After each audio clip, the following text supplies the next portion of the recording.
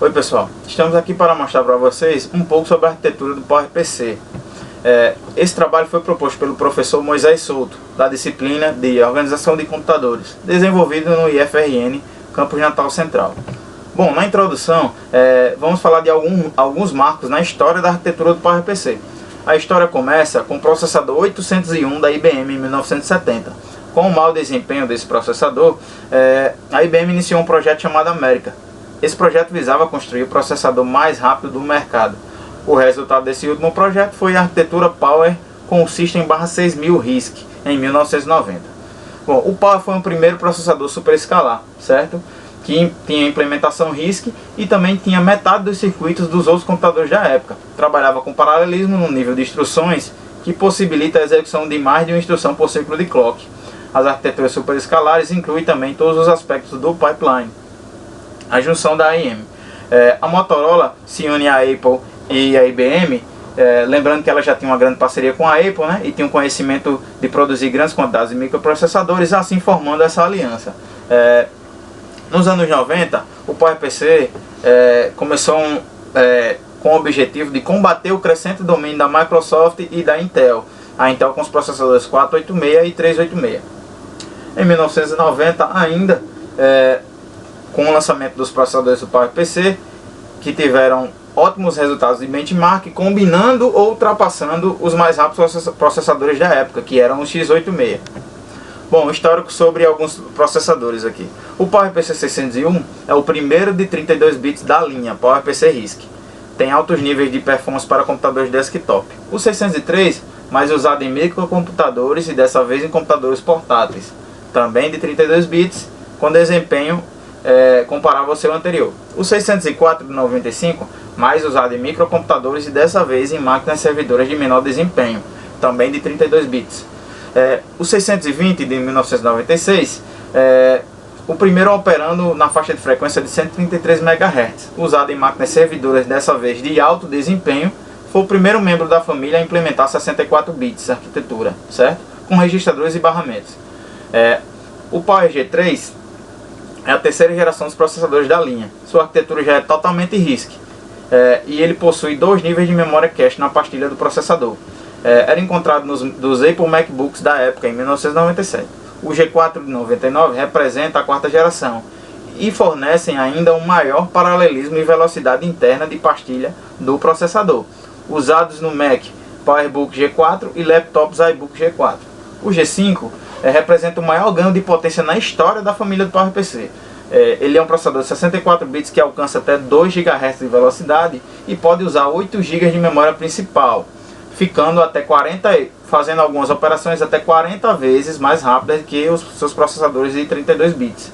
Possibilitava o armazenamento em gráficos 3D, dados científicos, arquivos de imagens detalhadas em 2D e também tem um acesso direto à memória principal. O Xenon possui um conjunto de instruções em ISA, na arquitetura IBM PowerPC. Possui também núcleos de processamento em um único chip, 3 núcleos. Vou citar alguns aqui. Núcleo que inclui 32 KB de cache de instruções L1 e 32 KB de cache de dados L1. Alguns processadores aqui no tempo, o 601, o 603, o 603 com o logo da Motorola, né, mudando só as frequências, o 604 e os processadores Xenon, que ficaram famosos por equipar consoles da Sony, o PS3, e console da Microsoft, o Xbox 360. A arquitetura do PowerPC ela foi projetada com a preocupação de ser uma arquitetura que admitisse implementação para um esquema de 64 bits, que isso garantiu que aplicações escritas para processador de 32 também fossem interpretadas por eles. Arquitetura dividida em 3 níveis de programação. O ISA, arquitetura do conjunto de instruções de usuário, inclui as instruções do nível de aplicação dos usuários e os registradores acessados por essas instruções. A VEA, que é a arquitetura de ambiente virtual, descreve o modelo de memória para um meio no qual múltiplos dispositivos podem acessar essa memória. Define aspectos de modelo de memória, especialmente modelo de cache. A OEA, arquitetura de ambiente operacional, define o modelo de gerenciamento de memória, o modelo de acessão e principalmente os recursos utilizados pelos sistemas operacionais.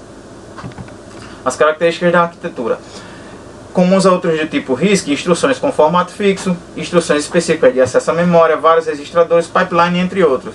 O PowerPC é uma arquitetura aberta ISA, como a gente já falou anteriormente. Característica específica, divisão das funcionalidades em unidades de execução independentes, tratamento de números inteiros, tratamento de números de ponto flutuante, tratamento de desvio. Tudo isso é uma herança do 801 da IBM, certo? Dos anos 90. Núcleo do CPU pequeno. Flexibilidade na arquitetura, facilitava também a implementação do projeto superescalar, que a gente viu nos modelos G4 e G5, que admitiam múltiplos pipelines. Bom pessoal, dando sequência aqui com a nossa arquitetura PowerPC, vamos falar um pouco agora para vocês da parte de registradores, certo? Temos um conjunto de registradores a nível de usuário, os que suportam operações de inteiros, os que suportam operações de ponto flutuante, registradores que suportam operação de desvio, registradores de ligação, de contagem, configuração e status do sistema, registradores utilizados para tratamento de exceção, que são registradores de salvamento e restauração tanto de bit 0 quanto de bit 1, temos registradores de endereço de dados, temos os utilizados para gerenciamento da memória, temos utilizados para manutenção do tempo, que são os chamados registradores de base de tempo, temos os registradores decrementadores e os registradores diversos, que são chamados os registradores gerais e os registradores de versão do processador, certo? Bom, falando um pouquinho da organização em unidades da arquitetura PowerPC, certo? Temos uma unidade de busca que providencia as instruções para a fila de instruções, a de decodificação e despacho, que decodifica as instruções e despacha-as para as unidades de execução apropriada. Temos a de predição de desvios, que providencia a unidade de busca o endereço previsto da próxima instrução. Temos a de controle, que executa todas as instruções lógicas e de controle de fluxo. Temos as unidades lógicas e aritméticas, que realizam as operações aritméticas e lógicas. Temos a de término de instruções, que finalizam as instruções executadas na ordem correta e controlam a atualização do estado da máquina. Temos a de ponto flutuante, que executa operações do tipo float. A de leitura escrita, que trata a transferência de dados entre a cache de dados e os buffers de resultado. E nessa cache de dados podemos destacar que garante o fluxo correto de instruções e seus operandos executam a atualização correta do estado da máquina, certo? Bom, falando um pouquinho sobre o pipeline da arquitetura PowerPC, certo? São várias instruções por ciclo de clock. Temos unidades de execução operando independentemente em paralelo, utilizando também o despacho de instruções de modo superescalar, certo? Podemos destacar que na arquitetura pipeline temos 6 estágios, certo? O estágio da busca, que inclui os ciclos de clock necessários para o pedido de instruções a cache. Decodificação, que consiste no tempo que demora a decodificação de uma instrução. Temos a de despacho, que finaliza a decodificação e libera a instrução para as unidades de execução apropriadas. A de execução, que executa as instruções aritméticas simples e de ponto flutuante e gera os endereços de carregamento e armazenamento. A de término, que podem ser complementadas 4 instruções por ciclo de relógio. E a de escrita, onde os resultados são escritos na memória, certo? Bom, o PowerPC ele trabalha com uma arquitetura RISC, certo? Que é uma arquitetura que tem um conjunto reduzido de instruções. Sem dúvida, esse é um dos temas mais interessantes quando tratamos de processadores, certo? Bom, ela suporta menos instruções, porém executa com mais rapidez o conjunto de instruções combinadas, certo? Bom, destacamos também nos modos de endereçamento o seu baixo custo, a arquitetura RISC, que é de elevada performance, um tamanho fixo, a arquitetura de carregamento e armazenamento, onde as operações são realizadas entre 2 ou mais registros, e o armazenamento dos resultados, se necessário, é realizado numa memória, certo? Temos um conjunto simples, um modo de endereçamento simples, porém poderoso, e um grande número de registros, certo? Bom, as interrupções e as exceções são duas, certo? Bom, as interrupções elas são geradas por um sinal de hardware, certo? E as exceções é gerado por um software, certo? Bom, temos duas interfaces de interrupções, a de timer e a de debug, certo? A interface de debug ela permite o acesso aos recursos internos ao core do PowerPC e propicia um controle do processador, certo? Bom, temos um total de 16 tipos de interrupções que são tratadas pelo PowerPC e são classificadas por críticas e não críticas, certo? Dois registradores são usados para o tratamento de interrupções críticas e 2 são utilizados para o tratamento de interrupções não críticas, certo?